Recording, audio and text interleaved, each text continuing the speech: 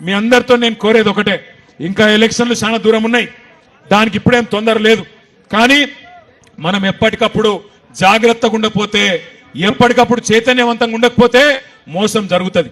నేను రైతన్నలందరికీ కూడా విజ్ఞప్తి చేస్తా ఉన్నా. చూస్తుంటే బాధ అనిపిస్తా ఉన్నది. నిన్న చూసిన నేను ఒక రైతు ఇక్కడనే నాగర్ కర్నూలు జిల్లాలో రుణమాఫీ గాక బ్యాంకు ముంగటికి పోయి నాగర్ కర్నూలు తాలూకాలో చందు అనే రైతు ఆయన బండిని తీసవి ఆ బ్యాంకు ముంగట్నే కాలబెట్టి నిరసన చెప్పిండు.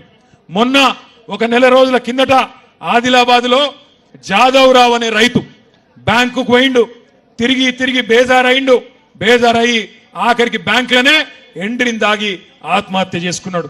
మేడ్చల్లో ఒక రైతు సురేందర్ రెడ్డి ఆయన పోయి వ్యవసాయ శాఖ కార్యాలయంలోనే వ్యవసాయ శాఖ ఆఫీసులనే తిరిగి తిరిగి బేజారయ్యి ఇక రుణమాఫీ కాదు, రైతు బంధు రాదు, ఈ దరిద్రంతోని ఈ దరిద్రపు పాలనలో ఏది కాదు అని చెప్పి అక్కడనే సురేందర్ రెడ్డి కూడా ఆత్మహత్య చేసుకున్నాడు.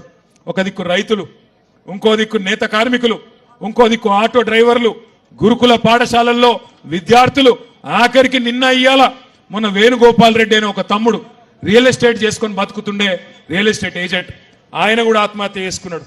అట్లే నిన్న ఇంకో తమ్ముడు మహేశ్వరం నియోజకవర్గం దగ్గరలో అనుకుంటా ఆయన ఆత్మహత్య చేసుకున్నాడు.